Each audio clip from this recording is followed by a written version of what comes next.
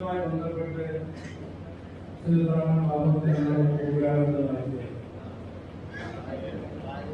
അതിനുശേഷം 1951 വിദ്യാഭ്യാസ ബോർഡിന് രൂപം നൽകി.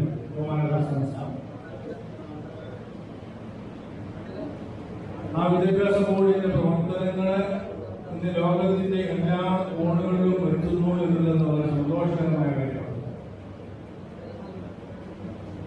കഴിഞ്ഞ വിദ്യാഭ്യാസ ബോർഡിന്റെ ലോകത്തിലെ 9 മദ്രസകൾക്ക് അംഗീകാരം നൽകിയതോടുകൂടി 11,120 മദ്രസകൾ വിദ്യാഭ്യാസ ബോർഡുകളിൽ പ്രവർത്തിച്ചുകൊണ്ടിരിക്കുന്നു. ഈ വഴി ലോകത്തിന്റെ വിവിധ കോണുകളിലൊക്കെ വിദ്യാഭ്യാസ ബോർഡിന്റെ സിലബസ് പഠിപ്പിച്ചുകൊണ്ടിരിക്കുകയാണ്. ആ വിദ്യാഭ്യാസ ബോർഡിന്റെ പ്രവർത്തനങ്ങളെ ശക്തിപ്പെടുത്തൽ, അതോടുകൂടി ജമീയത്തുൽ മുഅല്ലിമീൻ അംഗത്വമെടുത്ത മാലിന്യങ്ങളുടെ ക്ഷേമ പ്രവർത്തനങ്ങളൊക്കെ ശ്രദ്ധിച്ച് വേണ്ട കാര്യങ്ങൾ ചെയ്യലാണ് ജമീയത്തുൽ മുഅല്ലിമീന്റെ പ്രധാനപ്പെട്ട പ്രവർത്തനം. 1957 വിദ്യാഭ്യാസ ബോർഡിന്റെ യോഗത്തിലേക്ക് കാളികാവ് ഭാഗത്തു നിന്ന് 18 മദ്രസകൾ അംഗീകരിക്കാൻ വേണ്ടി വിദ്യാഭ്യാസ ബോർഡിന് കത്ത് നൽകപ്പെട്ടു. കത്ത് കിട്ടിയപ്പോ ആ കാര്യങ്ങൾ മദ്രസകൾക്ക് പഠിക്കാൻ വേണ്ടി വിദ്യാഭ്യാസ ബോർഡ് നിയോഗിച്ചു 2 പേരെ. അതിൽ ഒന്ന് കെ പി ഉസ്മാൻ സാഹിബായിരുന്നു. മൂന്നാമത്തെ ഉപദേശം അറിയപ്പെടുന്ന ബഹുമാനായ ആനക്കര കുഞ്ഞിമുഹമ്മദ് ഉസ്താദ്.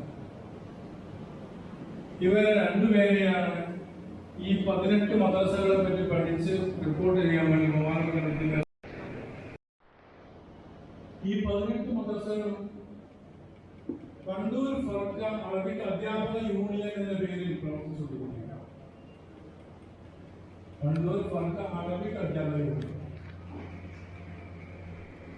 അത് മനസ്സിലാക്കി ബഹുമാനപ്പെട്ട ഉസ്മാൻ സാഹിബിന്റെയും ആനക്കര കുഞ്ഞിമുഹമ്മദ് സാഹിബിന്റെയും നിർദ്ദേശപ്രകാരം കൂടെ തന്നെ പെരിന്തൽമണ്ണയിലും തിരുവരങ്ങാടിയിലും ഒക്കെ ഇതേപോലെ മദ്രസകളുടെ മാലിന്യങ്ങൾ കൂട്ടായ്മ രൂപപ്പെട്ടിട്ടുണ്ട്.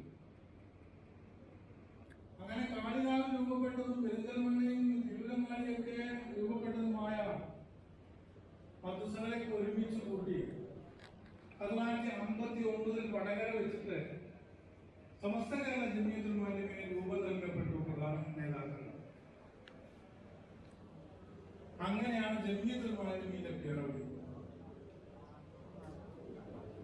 ആ ജമീയത്തുൽ മുഅല്ലിമീന്റെ അന്നത്തെ നേതാക്കളായിട്ട് പ്രസിഡന്റായിട്ട് വാണിയമ്പലം അബ്ദുറഹ്മാൻ മുസ്ലിയാരും, ജനറൽ സെക്രട്ടറി അബൂബക്കർ നിസാമിയും, ട്രഷററായിട്ട് ബഹുമാന്യനായ ഉസ്മാൻ സാഹിബിനൊക്കെ തെരഞ്ഞെടുക്കപ്പെട്ടു. അന്ന് തുടങ്ങിയ ജമീയത്തുൽ മുഅല്ലിമീന്റെ പ്രയാണം ഇന്ന് 576 റേഞ്ചുകളുടെ കീഴിൽ സുശക്തമായി മുന്നേറിക്കൊണ്ടിരിക്കുന്നു. 22 ജില്ലാ ഘടകങ്ങൾ